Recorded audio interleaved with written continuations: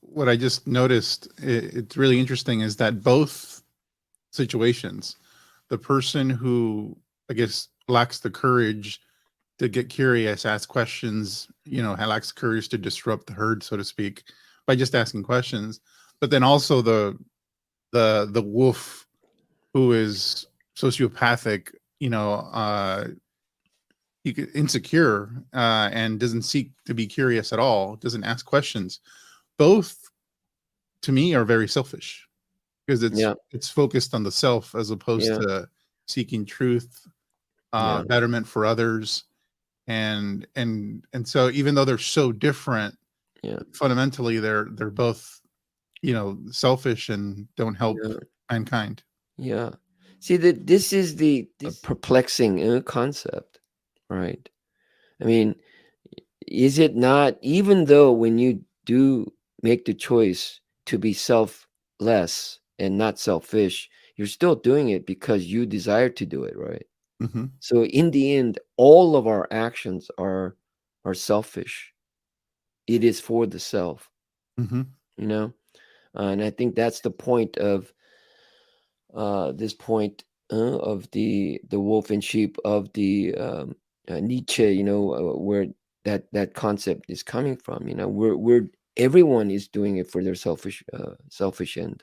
Um, um, and the idea of sacrificing yourself, um, and what he's interpreting and seeing it as is actually weak. It's a weak uh, uh, state of being, uh, to give yourself up, to sacrifice yourself. Because if you any person who had a strong perception of the self, they would that that'd be the last thing that you would end up doing.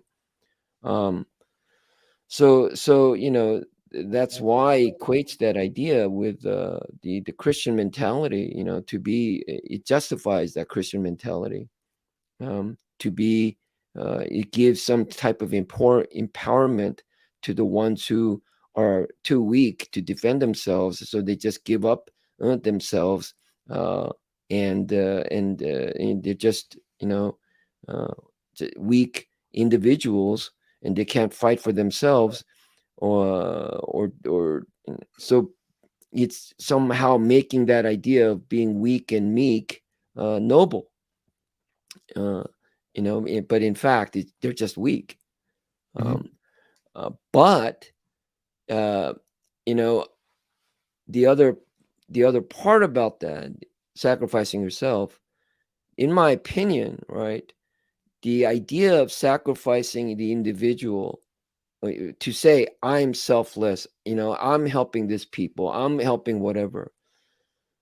When that becomes a true test of your courage and actually strength and conviction, if you are individually persecuted, and put to trial, put to test, whether it be physical, social, emotional harm, okay, uh,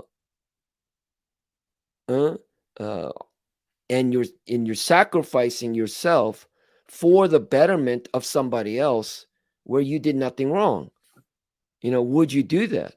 That would be a true testament to one's um, desire of self-sacrifice, or putting, what you say, um, uh, putting money where their mouth is, or walking the talk.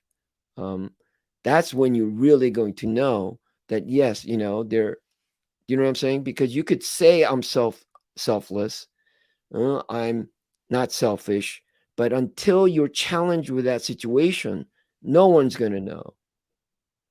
No one's going to know. And that moment will define whether you're truly selfless or not. Do you understand what I'm saying? Yeah.